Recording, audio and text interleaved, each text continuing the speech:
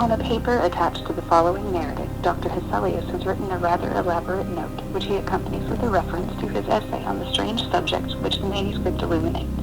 I was anxious, upon discovering this paper, to reopen the correspondence commenced by Dr. Hesselius so many years before with a person so clever and careful as his informant seems to have been. Much to my regret, however, I found that she had died in the interval.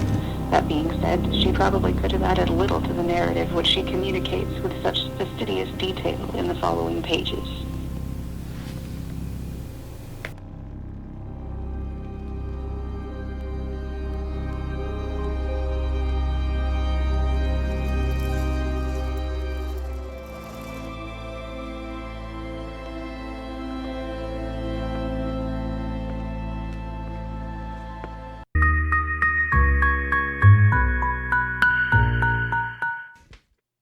Silas University in picturesque Styria, where nothing, not even the homecoming goat sacrifice, disturbs the pursuit of knowledge.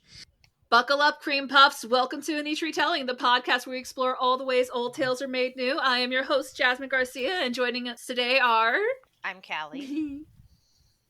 I'm Colleen. I'm Ellie, back again. I'm Meredith. And I'm Shmila. And we are very excited, not just because this is Meredith's first episode, yay! Hi! Glad to be here.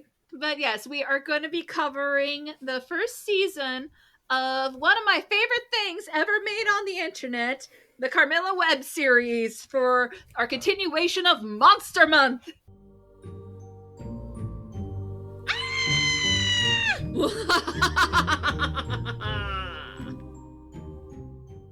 They did the mash. They did the monster mash. They did the monster mash. Monster mash. Oh, I can't wait for you guys to hear what I have for that.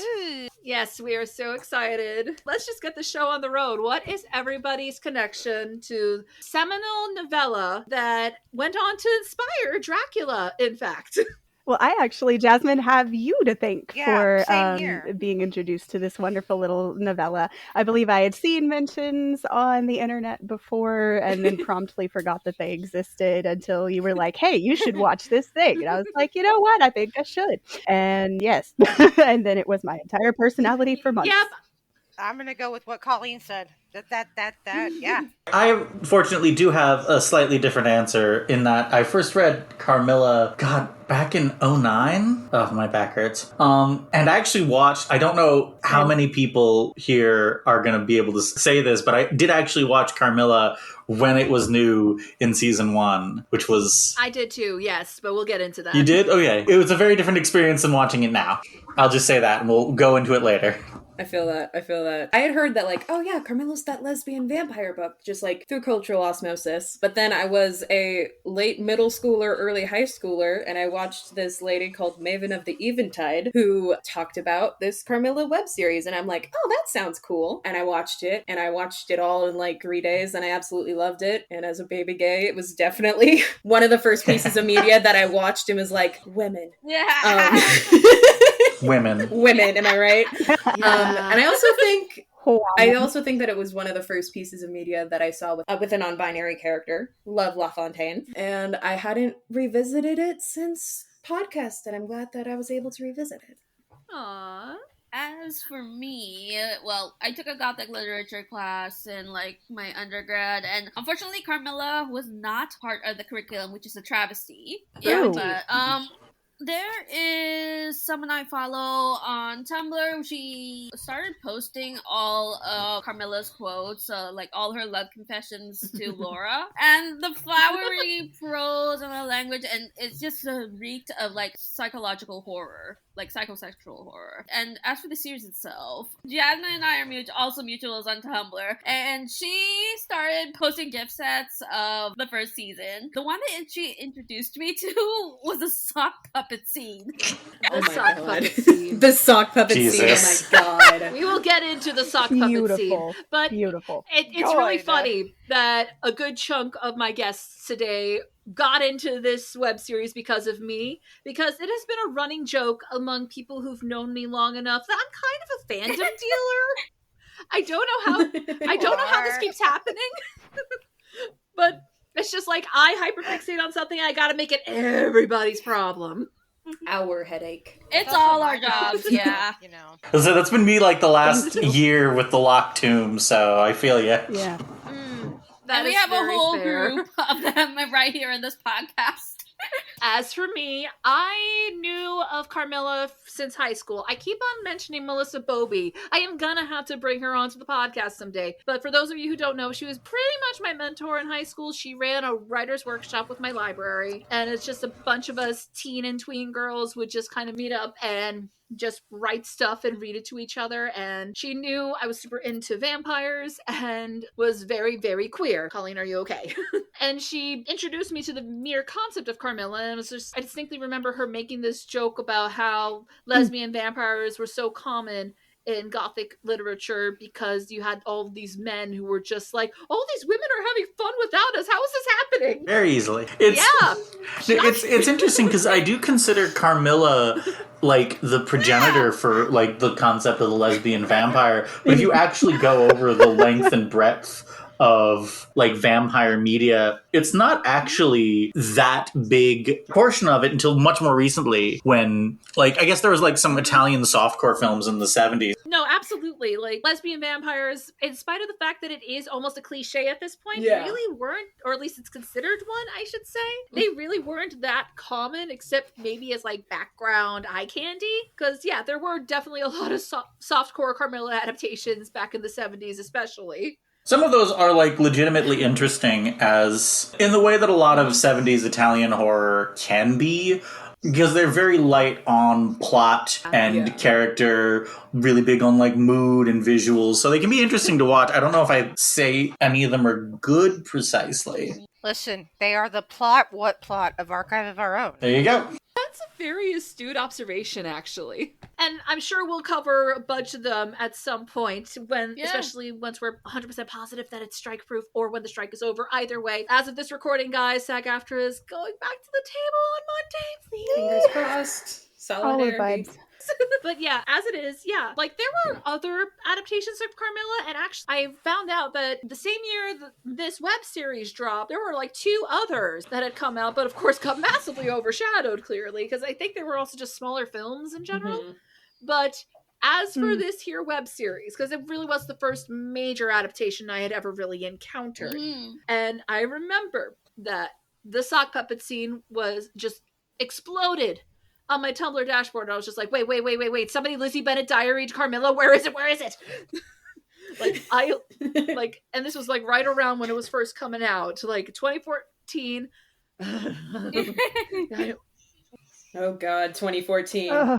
Graduated college 10 years ago. The Lizzie Bennet Diaries aspect is like one of those things that I feel like Carmilla's had a weird afterlife, because I felt like it was this really big important thing, and then I go back and look at it and it's only got like the biggest episode only has like 2 million views, Afterlife. and most of them only have like I don't know, like 500,000, which it isn't nothing, but that's not like Fred numbers. Earth shattering, yeah.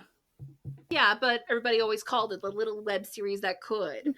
And For the little Creampuffs, it says thank you Creampuffs in the credit. it does. And I caught up to it and then just watched it as Tuesdays and Thursdays came along, as they would call the release dates. And just this little web series, and I just adored it and eagerly awaited each future season. Colleen, didn't you have some historical context for the original novella that even I didn't know before you talked about it? I did. I found this lovely copy of the novel here. It's got bats on it, folks.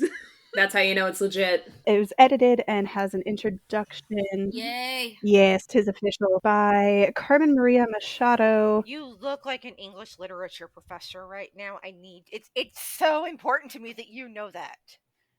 The glasses, Queer writer, the shirt, the book. 10 out of 10. It's the- Thank You you. so do.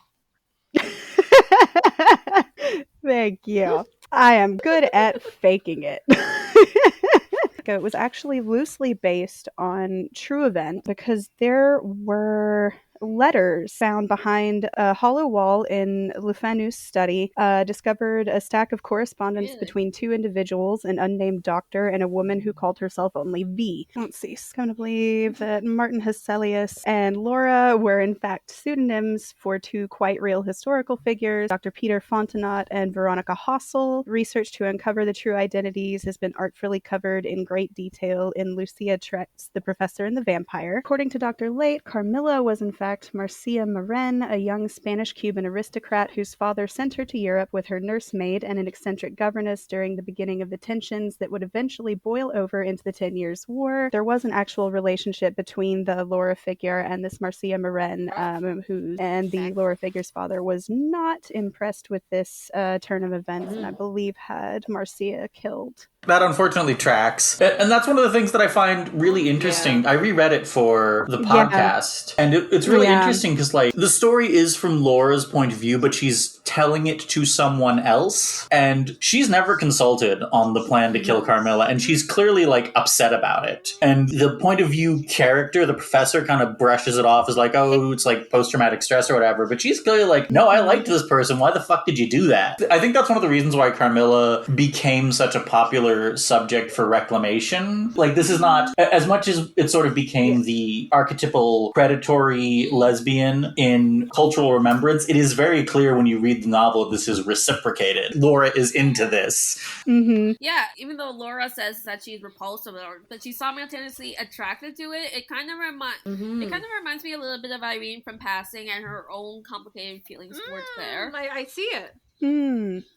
Both Laura and Irene use very romantic and flowery language to describe their friend. Both their characters read as both privileged and incredibly repressed. And there's some very deep denial over any sort of like emotional physical attraction. But I read that, well, during those time periods, it would have been very dangerous for them to even say it out loud. And it does definitely seem like that angle of the fear and repulsion was inserted by Fanu. That's actually what I just got to in this introduction, was that in her letters to Dr. Fontenot, Veronica wrote specifically of her own desire, not the mix of attraction and repulsion that Le Fanu repeats over and over. She spoke not of the fear of Carmilla's return, but of a profound desire for it. In contrast to the final beats of Le Fanu's novella, she wrote in her original letters of awaking from daydreams, thinking that she heard Marcia's footsteps outside, and then a quote of like how much she longs for it. Oh, damn. It hurt. Yeah, but even with that sort of ending, I was still expecting there to be some sort of hint that maybe Carmilla wasn't gone for good, that maybe she was just lurking in the shadows in cat form. And since we're in the era where people have been rewriting Carmilla where she lives, and this would make for a great writing challenge. Rewrite the ending to the original. As painful as it is to like read about, that is reflective of the real life issues of being queer at that moment. You know, I said this to a friend of mine was writing, I'm going to say the name of the person rather than the show, who was writing Emily Dickinson fan fiction, basically. And like the point that I eventually had to make when I was talking about this is like, you can want Emily and Sue to have gotten married all you want, but they just couldn't. Like, they couldn't do that unless they're like Ann Lister and her girlfriend, which they got to do because they were super rich. That was reflective of that particular moment in history, which was a shit garbage moment in history. And I think there is value in preserving that, even if you want to rewrite it to be nicer. It's a lot like what we discussed in the Self-Made Boys episode. Like, I think there is value in both the wish fulfillment and just portraying it as it was, for sure. To quote Hadestown, it's a sad song, but we sing it anyway. Yes. Yes, let's get into the web series itself. Laura Hollis. Yes. Because what's interesting in the novella, she never gets a last name. So every adaptation gives her a last name pretty much from what I've seen. And in this case, our first moment in the web series is her doing her journalism project in a very dramatic fashion. Yes. And yeah, she reads very autistic. I really like the and I'll get to the end of Betty, but I really like how we Betty. I think it's very interesting how she's like, oh yeah, I made a 62. Woohoo! Gentlewoman C, that would have given me a heart attack back when I was the little A student person who actually thought academia mattered. Yep. It's also, the first time I watched this, like I said, I was in middle school, and now I am currently recording from my senior year college dorm. God, that dorm is massive. Yeah. That room is massive. And it's too. Yeah, because it's a set. Real dorms are like a shoebox. Yeah, it's a set, I know. But like, I remember. I will say that back at like when I first attempted college in like 2011, a 62 would have caused me to panic. By the time I attended college, like, to finish it the last 4 years, I'd gotten to be 30, and I was like, grades don't matter. Yeah, so... C's get... When does it start mattering? It doesn't. C's get Lori is degrees. just such a cutie. She's like, maybe if we did more studying and less celebrating. It's like, pumpkin, you only live once. Fashion. Can we talk about the fashion? Yeah. It is peak 2014 fashion. The sparkle. The little... Yeah. 2014. The flannel. The not even It the is flannel, peak but, like, 2014 the fashion. little, like, sparkly, like... The top with the sparkles that like dangle. I don't know what else to call it. Like The plaid pajama pants. yes, Peak. the sequins that are tied on. Could never wear those. Oh, like those purses that got Yeah. turned into shirts with the big sequin paillette. Oh. Yeah. Why did we hate ourselves back then? We didn't know better. Camilla's leather jeggings. Oh, Carmilla had it great. I could never imitate it either, but I admire it. Always. I From admire Female. Carmilla's fashion sense. She's always on, that girl, but I could never imitate it. One day I do want to try to cosplay her, but we'll see. It's interesting going back to rewatch it in like 2023 because like now that I'm, an old woman, I was actually a dude when I first watched. Now that I'm an old woman, it's like I can recognize the way certain things are structured. Like they always use a very short clip of music to like get around copyright, or like how they have to end every episode on a cliffhanger, which, when you're watching it new, that's exciting. When you're watching it now that it's all over, I'm like, can you speed it up, please? It's 3 minutes. How much faster do you want it? Yes. When I was watching and I got to this thing where like, we survived, but Carmilla's dead.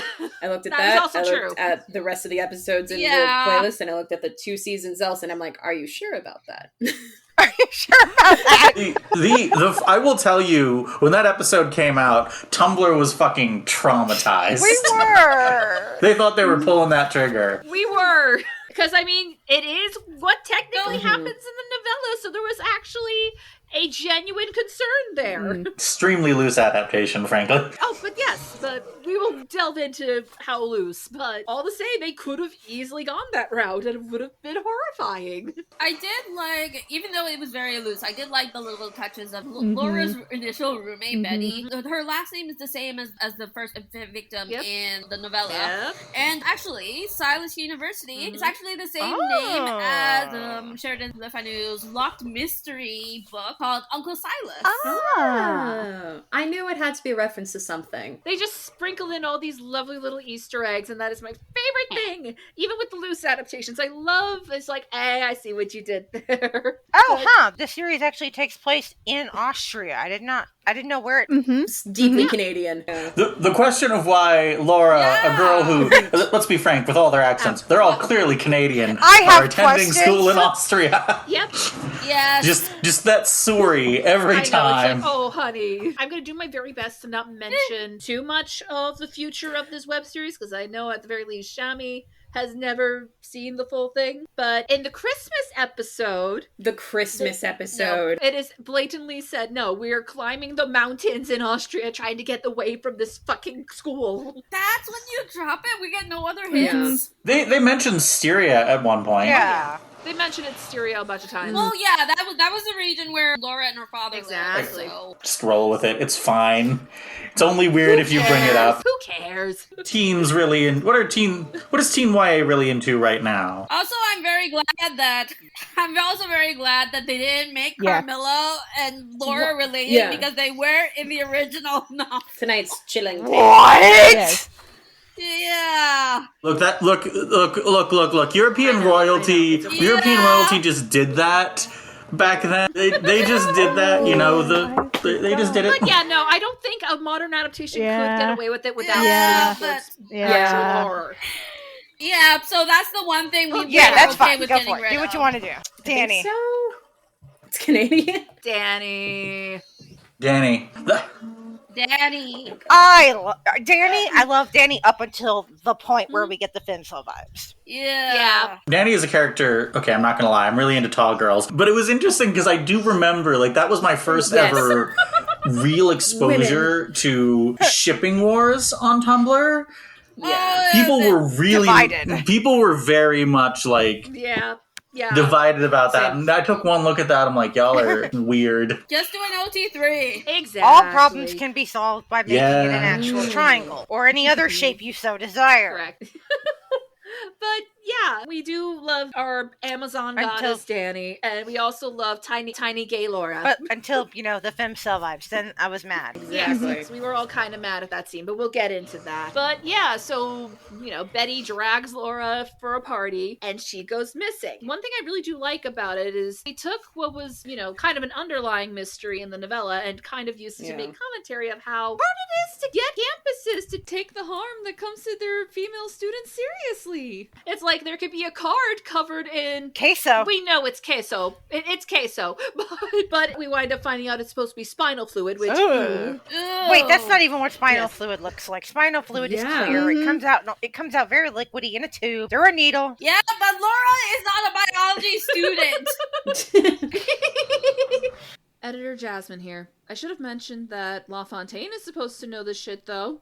Oh well. Yeah. I'm sorry. I wanted to be a doctor. That was gonna bother me if I didn't say it. Gross. It's monster spinal fluid. No. Don't worry about it. It's Tuesday. Don't worry about it.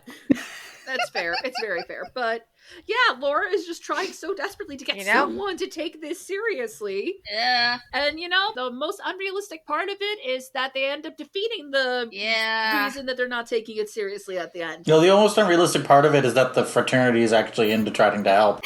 Right? Yeah. Yeah, that too. His loyalty is so interesting because he's just like, he wants to be a good guy. He just doesn't know how. Kirsch is fascinating as a character already. Yeah, for sure. No, And I'm not then as judging you him. see I'm just the saying, character like, development, it gets even better. Come this way. We've got treat. He has to be led around by the nose. Which, in fairness, there are a lot of guys like that. Like, he's kind of the OG himbo. He is significantly after the OG himbo. Come on. Yeah, I was gonna... Well, yes, but we had many himbos prior. True. He grows. Because, he grows. He learns. Like, they actually have some really good role models for men along with women and non-binary people. And speaking of... JP and LaFontaine. I'm still mad. I'm going to be mad for a very long time about what happened to LaFontaine. And I'm not talking about being overtaken by brain parasites. We're probably getting a little ahead of ourselves. But anyway, we'll talk about that when that episode comes up. Yeah. Oh god, I don't. Yeah, so I don't remember what happened in later seasons. I'm talking about the first season. Only good things happen in later seasons. But yeah, so Laura's trying to find her, but then enter my beloved Carmilla in her leather jacket, just looking like a rock goddess. Natasha Negovanlis just owns that role as far as I'm concerned. She got it. She nailed it. She understood the assignment. She came, she saw, she conquered. And I can reference this. It is pretty much Glinda and Elphaba for a good 8 and left no good few episodes. It is very Glinda and Elphaba. And then the super specialist soy milk that turns out to be blood. This is why you don't... Laura's reaction Laura, was this is why we don't touch things that don't belong to us. Did we learn that in kindergarten? Carm did it first. I mean, soy milk is that gross. I mean, I'm not arguing with you, Mary, but I'm just saying we don't touch things that don't belong to us. This is soy mine. milk is that gross. I don't know what y'all are talking about. It's gross. In fairness, Carmilla did it first, so I'm not even going to hold that against Laura. As much as I love her, Carmilla can, in fact, do wrong. The thing that is most funny to me is that Laura references Carmilla's chocolate. Carmilla, in the original novella, she drinks a lot of hot chocolate and eats nothing else, which is an entire movie. That is true. It is true. She's hemoglobically challenged, okay? Oh, Lola Perry and LaFontaine, though. The other big ship here. The odd couple. Yeah. In later episodes for LaFontaine, I wrote, no gender, only science. Pretty much. Yes! They are just a delightful non-binary ball of science. And interestingly enough, for those of you who don't know, Kay Alexander, who played the role, actually figured out they were non-binary for playing this character. And we love that for them. This role helped them find themselves. But Carmilla is also a really important piece of media for me because where I first adopted my stance, why is it okay that this character did this horrible thing? Because she's hot and I'm gay. What's that meme? Move, bitch, I'm gay. Just why the murders she did were okay because she looked good doing them. What else do you need? I mean, a metaphorical and physical slay. That's how I've spent 20 years defending my favorite. while LaFontaine is pretty much in on it the whole time, and we come to find out, no, I just didn't bring it up because I figured you didn't want to be specious. We love that. And Carrie, oh, bless her heart. She's anxious. The denial. The whole dynamic between them is the reason why I do not acknowledge Carmilla I Zero. love her so much.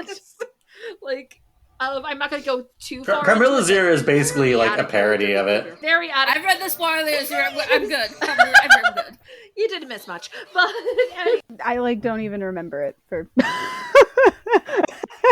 yeah, and they just kind of keep on sniping at each other, and of course, eventually, while Laura's trying to investigate and figure out what's happening to all these girls, because it turns out there's more girls that have gone missing, and they've managed to kind of just randomly appear again, and then after some time, how do I want to describe this? How do I want to describe what happens to these girls after a little while? PTSD. Well, Brain PTSD, but then afterwards. You know what? No, I'm just gonna actually go for it, straight for it. Bimboification. Bimbofication. Yeah. But it's not their fault. Yeah. It's literally brainworms. Literal brainworms. You're absolutely right. The thing is, they do make a point. It's just like, yeah, no, this is not how these girls act in real life. Even Kirsch is like, something is wrong. Yeah. Like, Yeah, this is not good. This is bad. Well, it's not. Well, he doesn't really go straight to this is bad until It's when they're like brain rot has set in. Well, yeah. Well, keep in mind Sarah Jane ends up dying, and that's really when he starts. Yeah, I was how referring bad to it is, when which- they're like clinging on to them. He's like, this. I mean, I don't buy it, but this is not good. I mean, I don't know. I didn't really get that vibe, but yeah, they do make a point. It's just like, no, these girls were brilliant and very academically accomplished. Yeah, it's exactly what happened to Betty. Yeah. Exactly. Yep. Valedictorian, supposed to go to school in the United States. Yep, because she even says, I didn't even want to go to this school. Why am I And, here? So yeah, I do appreciate that they don't necessarily disparage the fact that they just want a party. They disparage the fact that the literal brain rot is kind of Taking away It's their like- personality. yeah, it's almost like a Stepford Wives sort of thing, and I'm Yeah. referring to the book. Of course, in their investigation, they realize Carmilla's popping up in all of these photos of the last time we saw these girls before they vanished. And then LaFontaine has their famous line, vampire, vampire, Weird. vampire, yeah? You didn't catch on. Nobody Well, noticed, really? like one of the things that's sort of interesting about the show is like they establish very early on that supernatural stuff is going on at this college. So it's kind of funny that it honestly reminds me a lot of like when you're watching like a superhero movie or a show, it's like, well, yeah, aliens invaded last month and blew up the Chrysler building, but that dude couldn't have mind control powers. Like, are you really unwilling to suspend you your sure about disbelief that much? Yeah. Your library card catalog is Yeah. explicitly sentient, but a vampire, that's a step too far. Yeah. This is where the suspension of disbelief lies. That's where we're setting the line here. Okay. That I'm just surprised that isn't where Laura's head went, you know? But to be fair, LaFontaine is like Yeah. is like a pyromaniac. They've set their hair on fire so many times that that's why everyone is skeptical. That is true. Of their And in fairness, especially since she later references a whole bunch of vampire media, but also in fairness, it is kind of implied at the end that part of the big bad is part of the reason why people are just like, yeah, no, everything's fine. Like Nothing to 'cause- see, 'cause- nothing to see. And I will say, I did love all like the little gags about all the weird shit that happens on this campus, especially the zombie glee club. Yeah. It's just, I know, that is a so very bad. 2014 joke. Nope. Like, Yeah. I don't even have to say what they're making fun of there. It's Yeah. very common target But we for all mockery at that know. moment. I did write down in my notes, man, I really want to see what their theater program's like. I bet their Macbeth is killer. Wah, wah. But like that was a good boo. That was a good boo, I promise. It was, yeah. We had fun. We Yeah. are having fun. We're yeah. having fun here. Like, Solid bit. And can we talk about the rivalry Yeah. between the sorority and the fraternity? And how Yes. they just like Absolutely. randomly throw shit at each other. Words stop working, so we're just gonna start throwing shit at each other. Specifically, yeah, pickle and you herring. pick- The fish is not choice. that I swum to a strait from the Straits of Bering. Yeah. I had to because I'm editing the Sweeney Todd episode right now. And I like how they come together. Like, I like how they realize, Yeah. wait a second, we have more in common than we do if not. We should probably, like, work together to save our school and our lives. That feels slightly more important. Yeah. Yep. And nothing is funnier than Laura standing between Kirsch and Danny who will tower over her, and she's just like, no, stop it. Like, she literally has to Yeah. look up. I do love watching like those the way they have to mess with the blocking in the scene to keep Laura and Danny in the same shot. Danny has The at least chairs! 18 inches on her. No, she has a foot. We Googled it. A whole foot? Sharon Bell is A whole foot. Ugh. She's like 6'2", and Laura is Oh. 5'2". Oh, I'm so gay. Yeah, All of 'em. basically. There's a lot of people to be gay for on this show, and it's great. I love how they switch Yeah, but the Carmilla is chairs. also Like, tiny. you think at first it's gonna be a gag of you never see Danny's head. Would have been. Like Danny's just coming. Actually, That would have been a very funny gag, but no. Like you at first, you think it's just gonna be like you never see Danny's head, and then they switch the chairs. And you're like, oh, okay, there's your head. That would have been very funny. Because you know, like how some shows do that, where it's like a character that they don't want you to really like. Well, it's like in Peanuts, how you never see the teachers. Comics. That's comics. Well, it is kind of like that with the dean.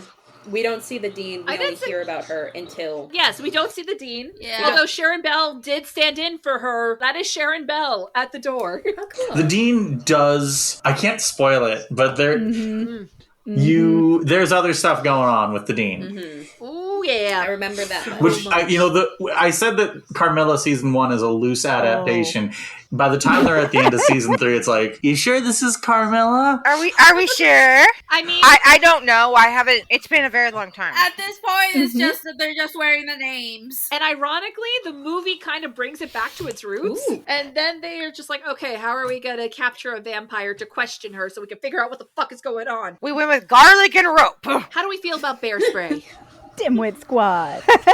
Why did her dad send her with bear spray? I have a lot of questions that will never be answered. Isn't that how like Laura's dad ends up driving off one of the Probably. supernatural creatures in season 3? Yeah. Yeah. Oh my I gosh. also love bear spray. how Incredible. when Laura is trying to seduce Carmilla and she has like the outfit on, and Carmilla's like, I'm just so attracted to you for some reason.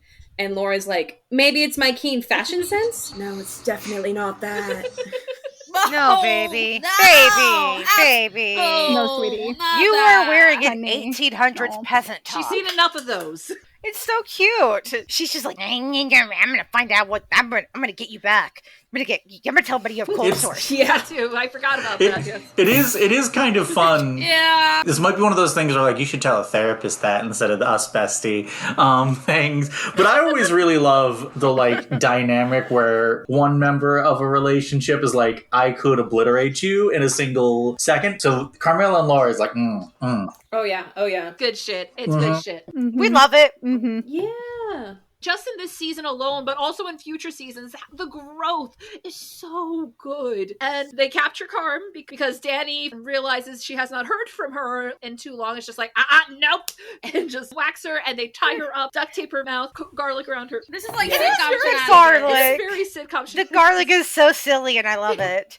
Like, because Yeah. Carm's just it like, clearly are does you done nothing, yet? but it's still there. The dimwits you've accomplished your goal. Congratulations, you idiots. And I didn't do it, you nitwits. Because, she did not do it. And And I love like how It kind of parallels how they do the same thing with Yeah. our, that with is our true. sister Maddie. Oh, God. And we will Like- get to Maddie one day. But speaking of Maddie, I am still angry about the one anti-black thing Yes. within this text, where they describe Matska as an ugly black woman, and they make her sound like she looks more uncanny than The actual Carmilla. vampire, yeah. And we'll get into it when we cover the second season, but there is something very satisfying about the fact they read that passage and just like, okay, you know what we're gonna do? We are gonna cast we're gonna not we're do gonna that. cast one of the most beautiful fucking women on the face of the earth, and we're gonna make her badass and morally gray, and just that voice. And not the villain. And Yeah. well, the villain. not the villain. And she's an antagonist. She's an antagonist. A There's villain. difference. A There is a villain. difference. Yeah. Antagonist, but she's not the big bad.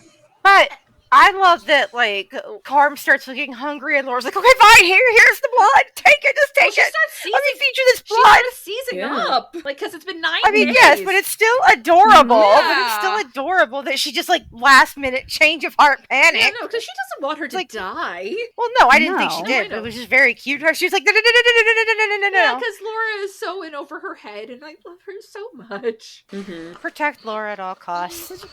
Editor Jasmine here. Unfortunately, this is around where we ran out of Meredith's audio, because it turns out Riverside decided, no, we're going to take forever, to upload your part of this because your Wi-Fi is apparently terrible.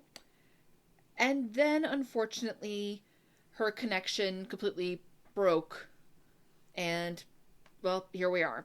So, unfortunately, this is the last you hear of Meredith in this episode, which really sucks, especially since it was her first time here. Sorry, Meredith. I really tried. She is a tiny disaster. She is a tiny disaster. And ladies and others, now it is time to talk about the sock puppets, I think.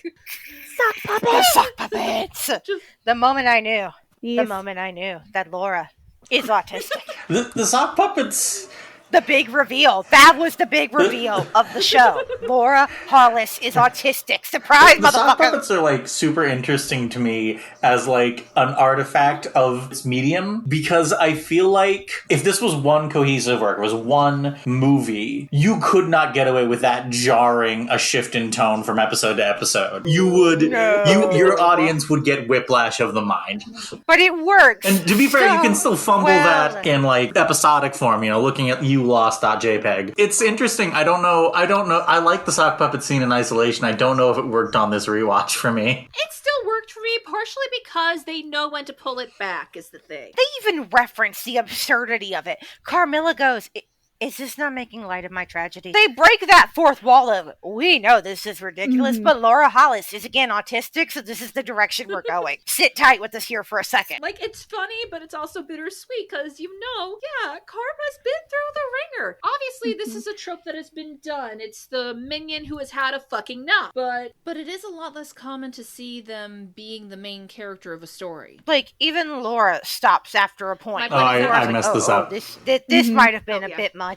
This was a too disaster. far. Okay, oops, I messed up. My B. This got... I'm gonna go bury my head in the sand and hopefully I suffocate. I'm just wondering where Laura got all those bespoke sock puppets so quickly.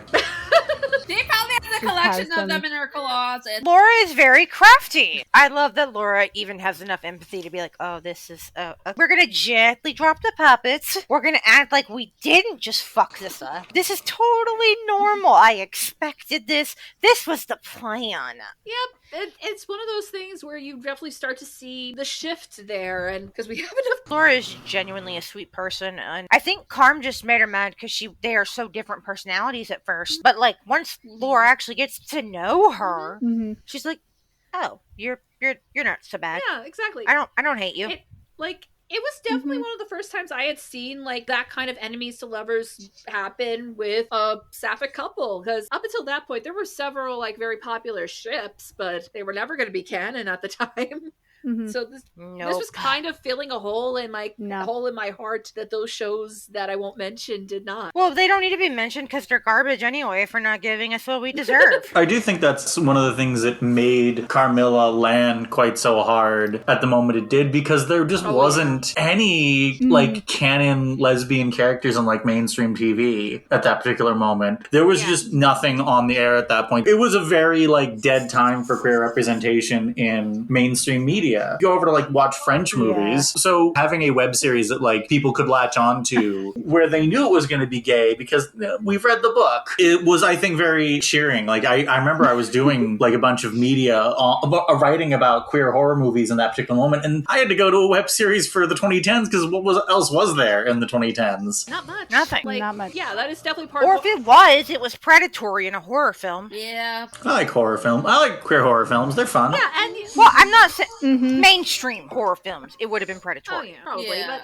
here's the thing. I can rock with problematic shit as long as we have other things there, is the thing. Yeah. I can rock with the dark romance as long as it's not all there is. It needs to be balanced out. Or there's just so many layers to it that it never gets uninteresting, clinging to my fandom from the last 20 years. There would be no other toxic gay vampires without Lestat and Louis, and that's probably wrong, but they're It's a big okay. influence anyway. I love them. I know. They're my babies.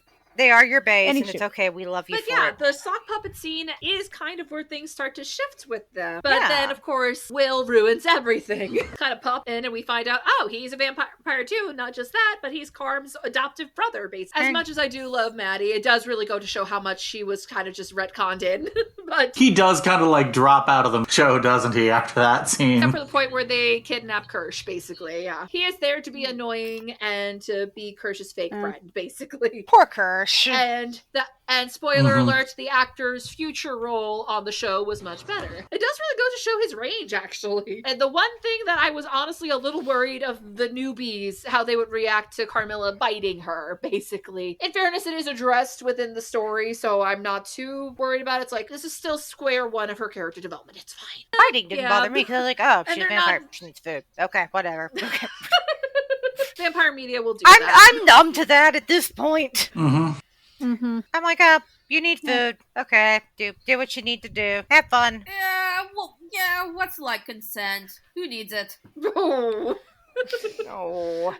I deserve that call out from my media. Yeah. There is gonna be whole... No, for legal reasons, that's a joke, folks. I hope you understand. Yes, this is a joke. This is a joke. Always consent. This is not real. Yes means yes, no means no. But if we stay here and talk about vampires and consent, we are gonna be here for eternity. Yeah. Just like the vampires. And Carmilla's thinking, okay, well, I gotta get out of here because I wasn't able to get Will. But Laura convinced her, no, you gotta stay and you gotta help us out now. Like, we gotta do this for Elle now, pretty much. And she's like, God damn it, fine. Yeah. Because here's the thing. One thing I adore about Carmilla and Laura's relationship is that it really all starts when Laura says, oh, even you deserve better. She said one nice thing to her. And immediately it's like, okay. You have my undying loyalty. It's like the cat that finally let you pet it. Hi, my name is Carmilla. It's lovely to meet you. What can I do to protect you? I am yours forever. Yeah, it's just like, it really goes to show. You're stuck with me now. How damaged she is. It's like adopting a rescue cat. You know it's been abused. And you take in the feral kitty. It takes time for you to warm up, but you go little by little until the day it finally... Yes. Interesting choice of animal there, Shabby. And that is... Does that make... Carmilla in the situation. But yeah, no, they basically start doing some hardcore research. No, I do love Carmilla knows how to read Sumerian. My God. Yeah, sure. Why not? Because she was bored enough that she wanted to read the Epic of Gilgamesh. What else are you going to do? Editor Jasmine here. The following is basically a response to Meredith referencing the character of JP, hence the... Aww. Not at all! Oh, yes! The reference to the first episode with the prank. He goes through it in this show. That is him. Bless He him. does! Poor JP. But he's okay. He's okay at the end of that. At the end of season 1, he End of is. season 1. End of season 1. Debatable. That's all that matters. That's fair. We're talking about season 1, so it's fine.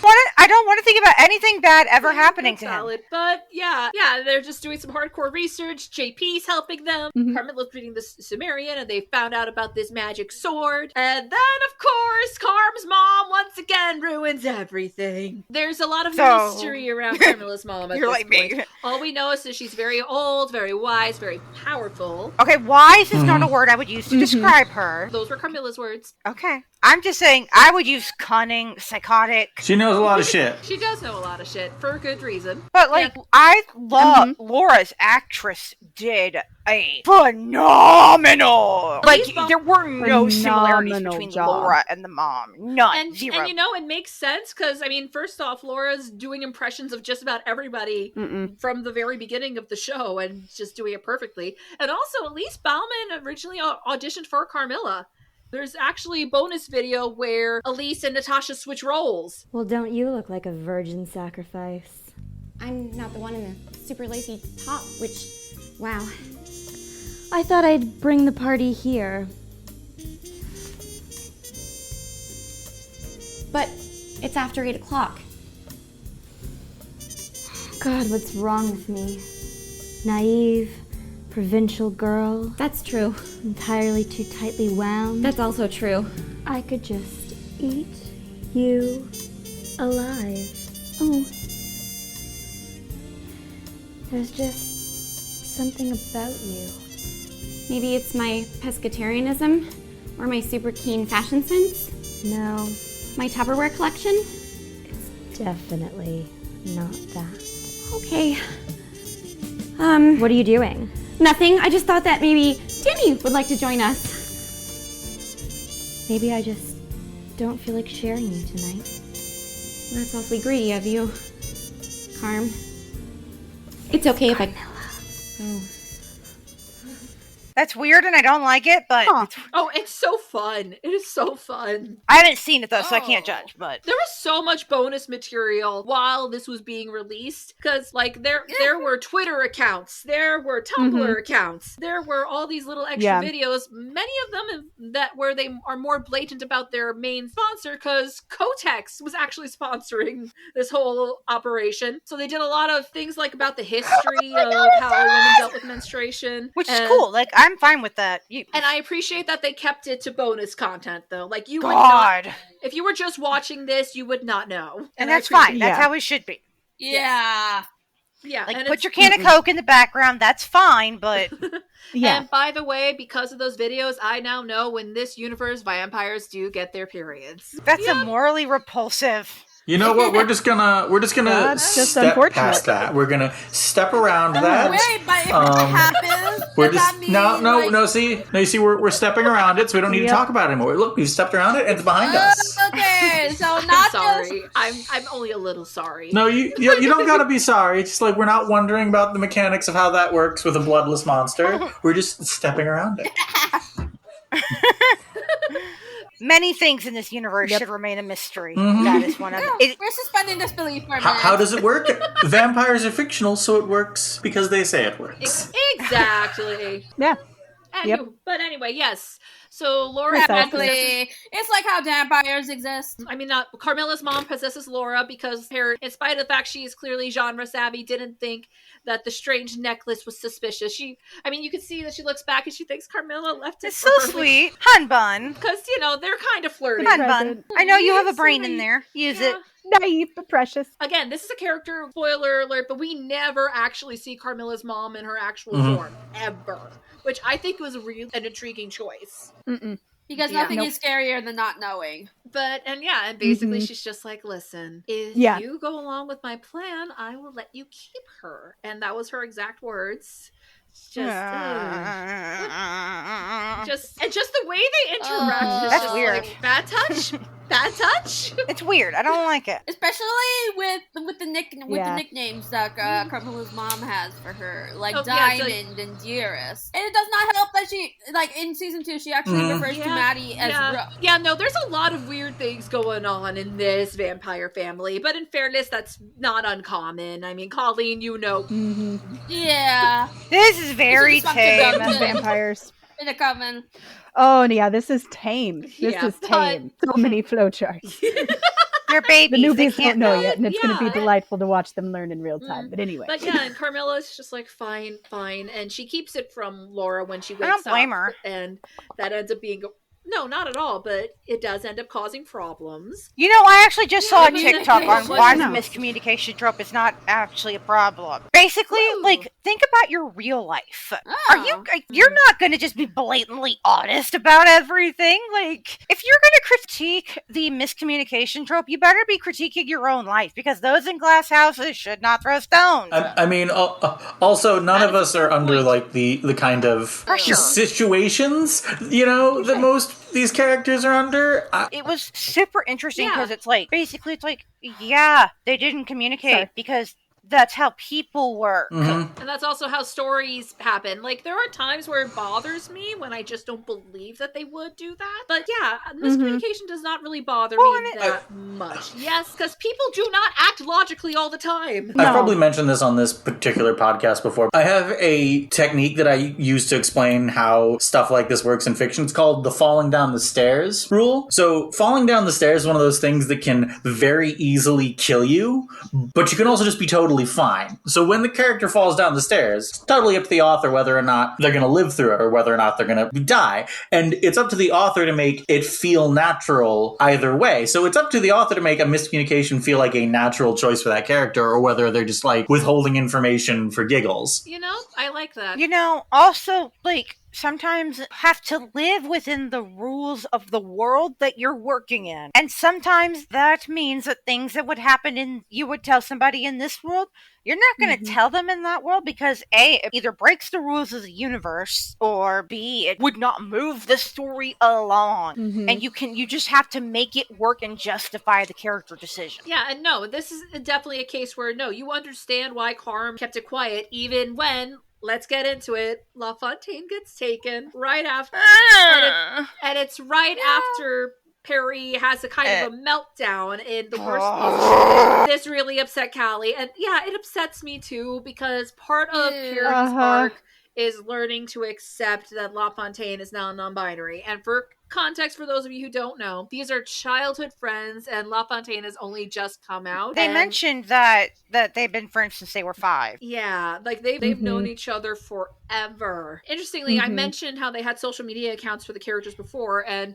at one point someone actually asked the Laura account about it. It's like, isn't Perry being really rude? And they actually do have some nuance about this, because yes, it's wrong that Perry keeps on misgendering and dead naming them, but on the other hand, this is a clear struggle for her because she has known that sounds them like a forever. you problem. Jazz, you've known me since I was like 14. Well, yeah, that's true, but I am also very different from Perry, But I'd like to think. Well, you are, but like the point is like that's all like you problem. You don't make that the other person's problem. Well, yeah, for sure, but I think it's kind of like with the miscommunication thing, where it's just like, this is something that she does need to work on, and in fairness, in future, she does work a lot harder to do better about it, because she does love them. I needed to get that. No, for sure. It is upsetting to watch. It's very upsetting to watch, especially nowadays, where we're definitely a lot more aware of how this sort of stuff works. Especially with what the situations that I'm going through in various environments, you know, like... Absolutely. Yeah, no. Like, that part is definitely not for everybody, and I don't blame anybody at all for having a problem with it. I want to make that clear. I don't have a problem with the writers. The writers are not who my grief were with, because...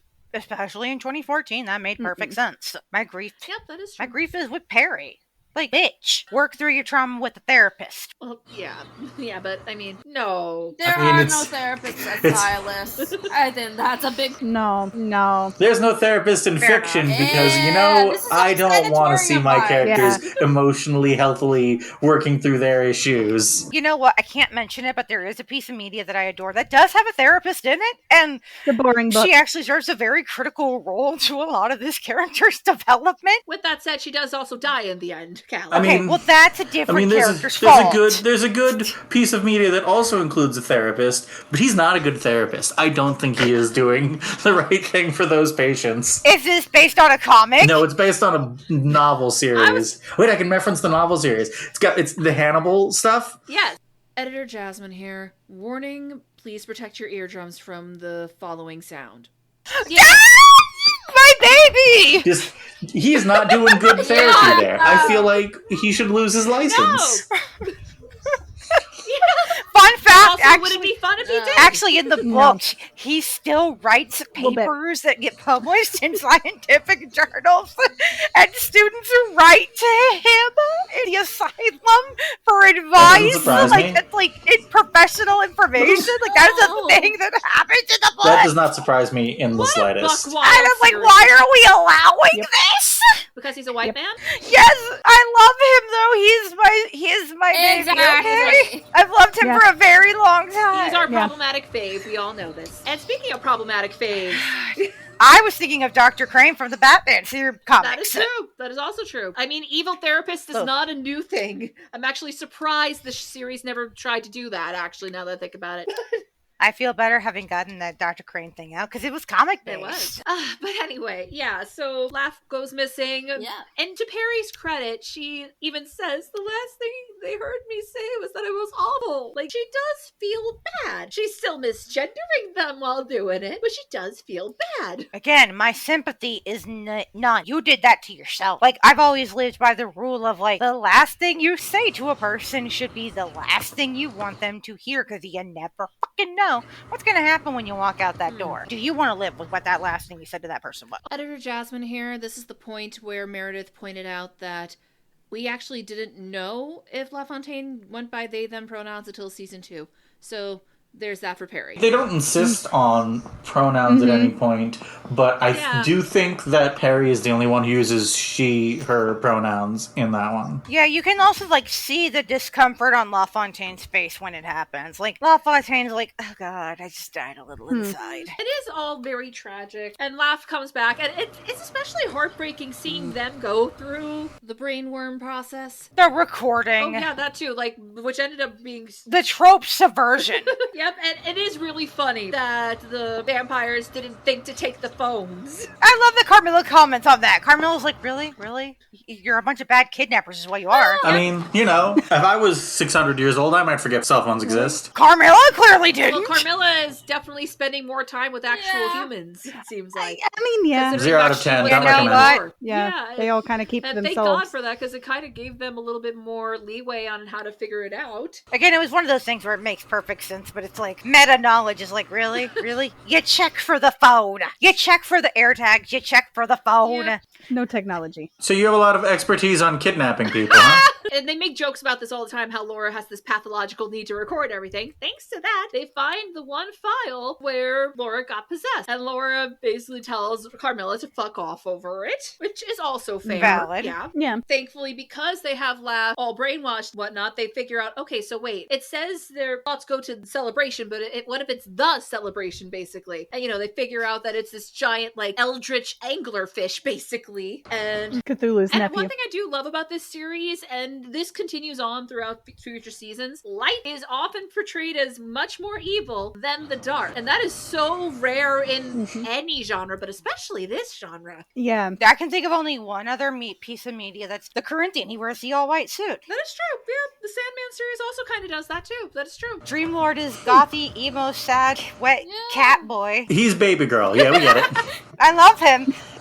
Well, okay, actually, I have a preference, but Yeah. And I have a preference, but that's not the point. Is goth and good. Personally, I was very amused when they figure out what the weapon they need to kill the thing is, because I was like, it's the blade of Hastur, and I was like, immediately upon hearing him, like, so the King in Yellow opened his tattered mantle, and there was only God to cry to now. Obviously, the great. gang goes to try to... They go to storm the castle, and Carmilla sees the video. It's just like, oh my god, what have you done? What have you done, you idiot? And she and Danny team up to kind of rally the troops. Rally the frat boys and rally the sorority girls. I also like how the sorority girls kind of twist on that stereotype of... Yeah, basically, instead of the really girly girls, they're basically campus Amazon, and we see even more of that again. Yes. And then the moment that broke a whole bunch of Thumbirina's hearts, because we won and Carmilla's dead.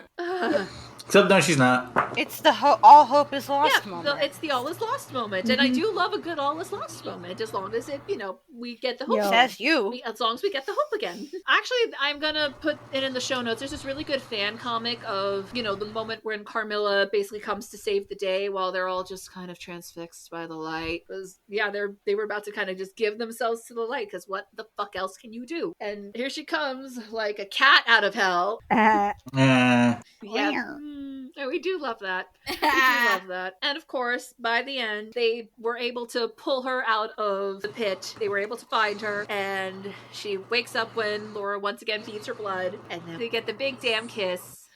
Yay. It's so nice. Happy It is ending. so nice. One of the downsides of this particular format, we do miss a lot of the action. It is mostly them just describing it, which, with a good imagination, rock with it. Yeah. It's one of the things, I'm trying to think of a way to say this in a way that isn't super complex. So when someone says, a piece of media is unadaptable, they don't mean that you could never figure out a way to put it onto screen. But people said Cloud Atlas is unadaptable. Obviously, it's not. It's just no one would go watch the movie that was made out of it, not enough people would go watch it to justify its budget. So I think that there is a value in having this cheap little format and understanding, you're not going to get to see Carmilla turn into a big cat because our budget is $25 per episode. And we spend most of that on catering. Yeah. And again, this was the little web series that could. And, we love get it. to the end credits with that badass theme music that I adore. And another bonus that they did one Christmas was Elise and Natasha singing it, actually.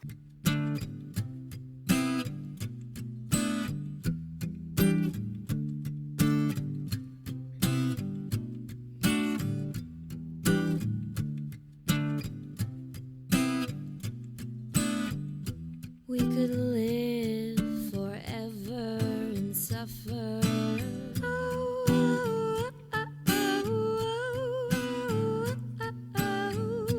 Die as one, together as lovers. Oh, oh, oh, oh, oh.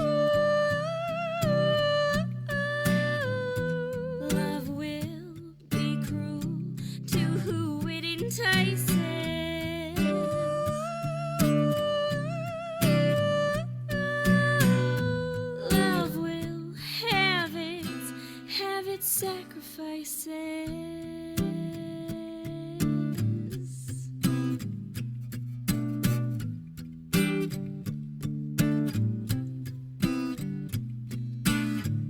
So offer up your daughters, your daughters.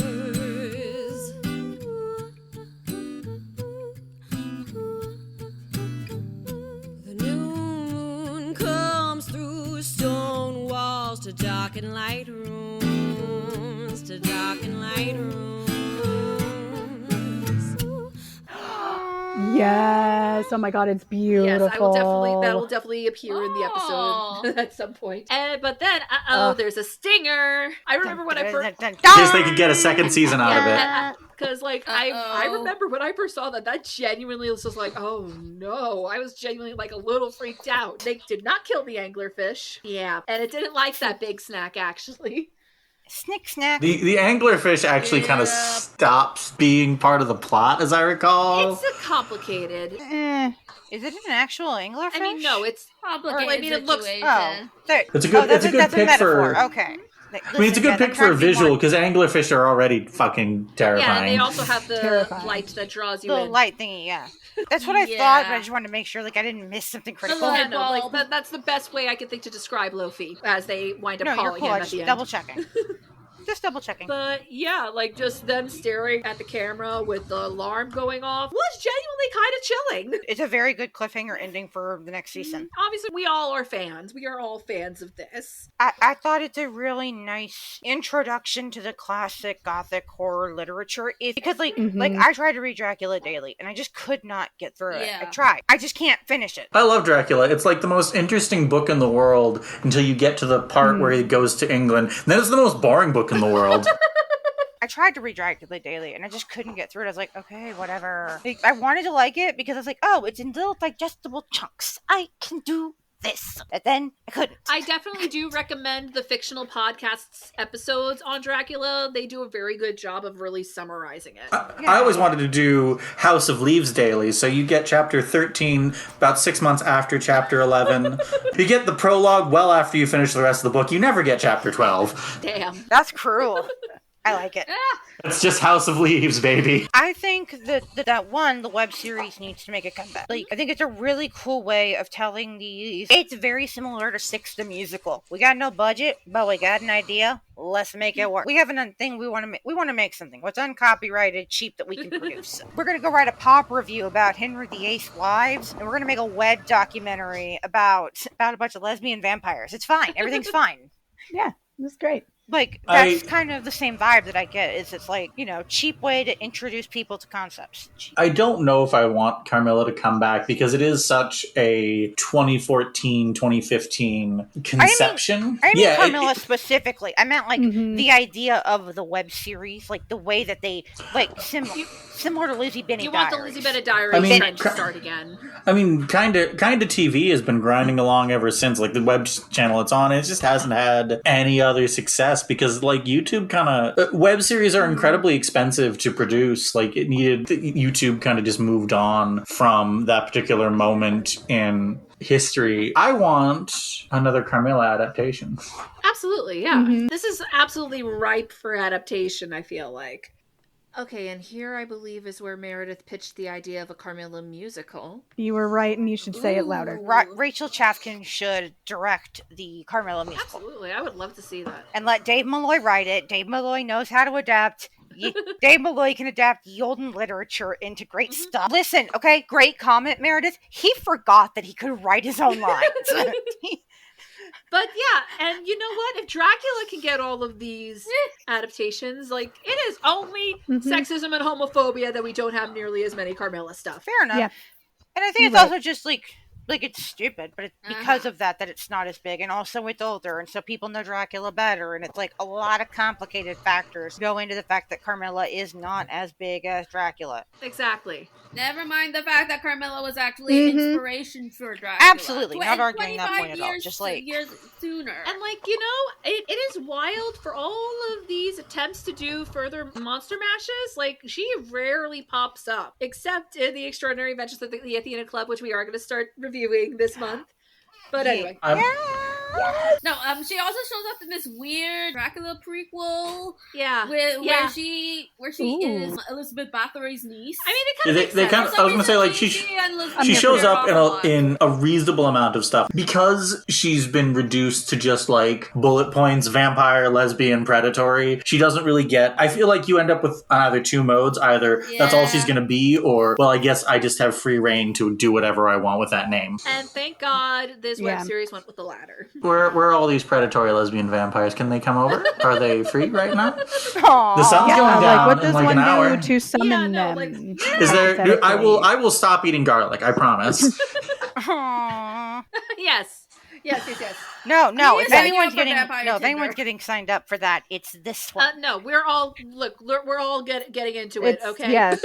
Fine. You are only into one vampire media, basically. No, I'm into multiple. I like lots. Sure. You may have mocked me in the last episode that we did about the Dracula podcast, but that doesn't mean I don't know other forms of media besides the struck You were one. so lucky that I didn't mention the whole vampire expert claim this time. Okay. It was a running gag, and it works, and you're welcome. I'm sorry. I'm aware that I am very hyper fixated on a specific breed of vampire, but I do like other breeds. I know. I'm teasing, but I know you are. I'm teasing back. We are all Creampuffs here. And this is the point where Meredith actually made her own vampire recommendation. It is called the Vampire HBCU series. It seems to be just a historically black college that has a fraternity of vampires. Sounds really interesting. I'll be linking the trailer in the show notes. Yeah. So, speaking of black vampires, I was looking at whether, like, Carmilla took inspiration from John Plowdor's Vampire. Spoilers, it doesn't. But one of the stories that it inspired was The Black Vampire, Legend of St. Domingo, by pseudonymous author Uriah Derek Darcy. It was literally only published 2 months later as a response to Plowdor's Vampire. It's credited as the first black vampire story and the first anti-slavery short story, which was set around the time of the Haitian Revolution. Also, while I'm on the subject, it makes me want an adaptation of Carmilla where Laura is black. I don't care what the trolls say. Black Brits and Afro-Australians. Yeah, absolutely. Make it happen. Because if there is one, make it happen. Like, one downside, especially of this first season, is it is very, very white. Like, when we were planning on doing Musica Universalis, my actual original character idea was Laura. With the reveal being that she was a vampire. I had to cut, as often happens with my TTRPG characters, my original conception was just a little too dark. Oh, no. But yeah, that is not uncommon. There is actually a one-act play that came out a couple of years back, and Laura is a vampire by the end, but Carmilla's still dead, unfortunately. Yeah, no, we're all Creampuffs here, I think. We are all pretty big fans of this. Is it perfect? Of course not, but it is definitely an excellent introduction to this story in particular. It was very of its time, and I do think, especially now that we know more historical context, if anything, I almost think it's truer to the spirit of it, that we get to see these girls happy. It was like, I don't want to say it was groundbreaking, because obviously it didn't break ground. Like the earliest example I can find of a happy ending for a lesbian couple in media is like 1969, which is a Italian film. But it was like right at the moment where queer media did start to break through into the mainstream. You know, it was like right at the beginning of that particular wave, and I think that it sort of, I don't think it was predicting it, but it was very much a show of its moment, and I'm very happy it existed when it did. It was kind of perfectly timed, absolutely.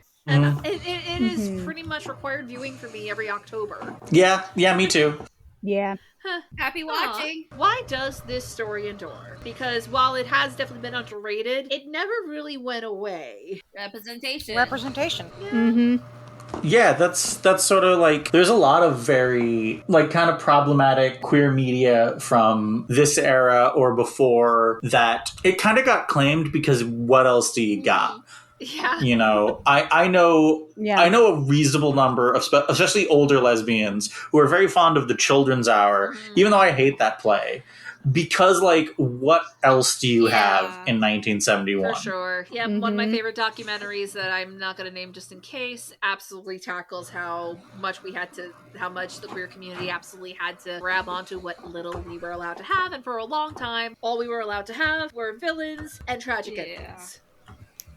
And Editor Jasmine here, I did just remember that documentary came from a book, so I'll just mention the book, The Celluloid Closet. It really was my introduction to the concept of the Hays Code and the various ways queer representation managed to survive in spite of societal norms. And incidentally, I am currently reading a book that almost feels like a spiritual sequel to that. It's called It Came from the Closet, and it's just a series of essays of queer writers talking about their complicated feelings about the horror genre, the movies that spoke to them in spite of the fact it was also kind of hating on them.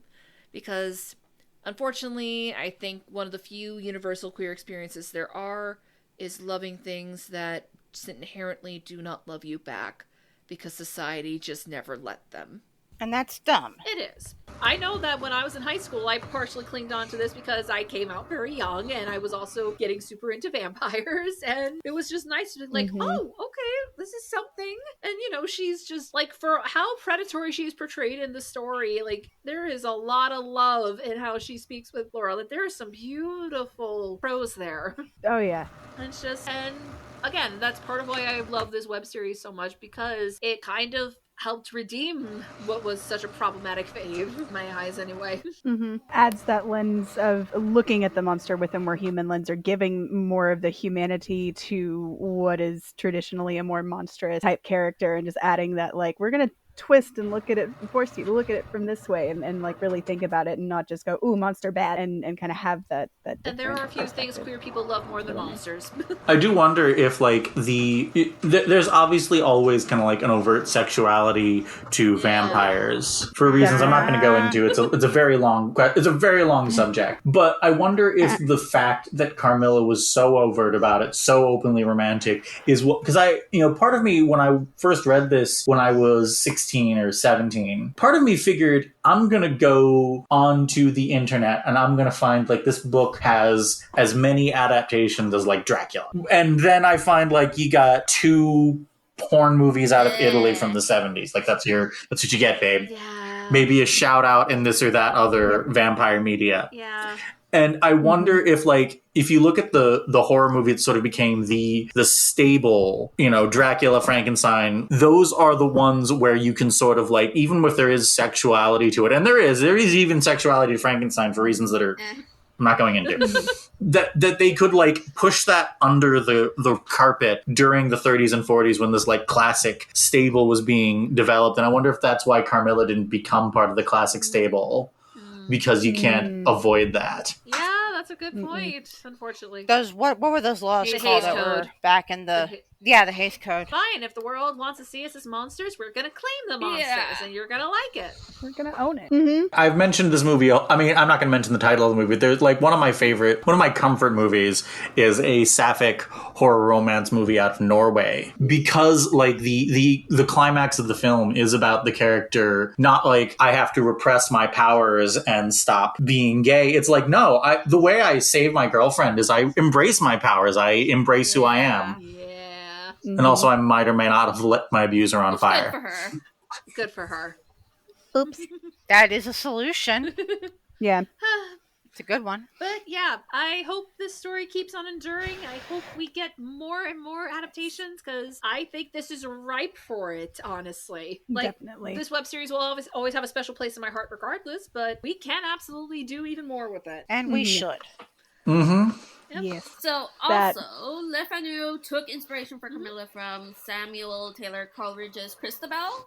So the narrative for this was also consisted of a female lead with a dead mother, and in the care of the widowed father, who had strange things happen to her when a mysterious woman, who may or may not be a vampire because she's much stronger at night, comes to her home and stays the night in her room. And like Laura and Carm, the two women's relationship, extremely gay. God, I wish that were me. Christabel is largely unfinished, unfortunately, but I issue a challenge to our listeners. Use Carmilla as inspiration to finish Christabel and have the adaptation cycle come full circle. Or a crossover. We can do a crossover. Yeah.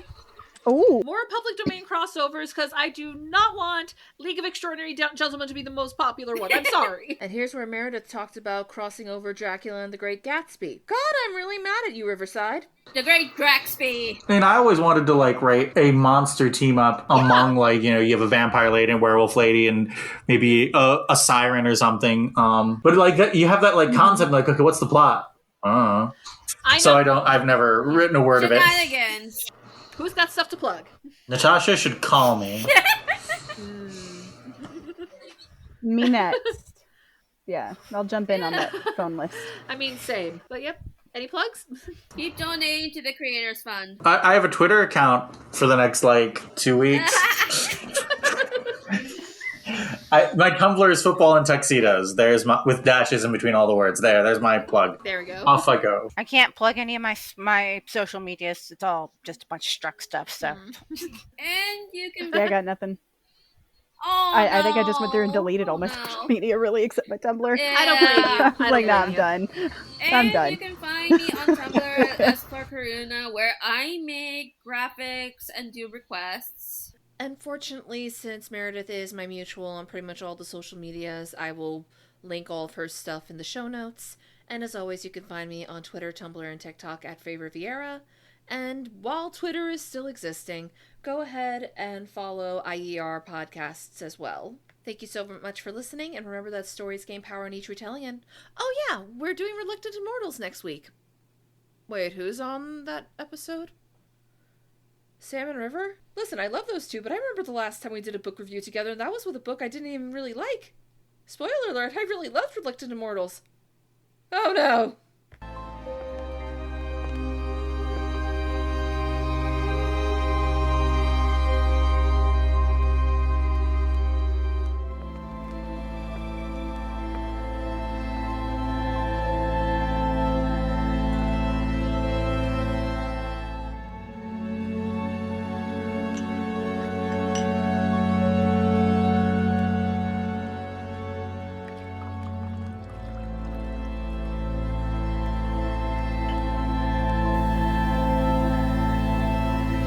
Long before the terror of recent events subsided, and to this hour the image of Carmilla returns to my memory with ambiguous alternations.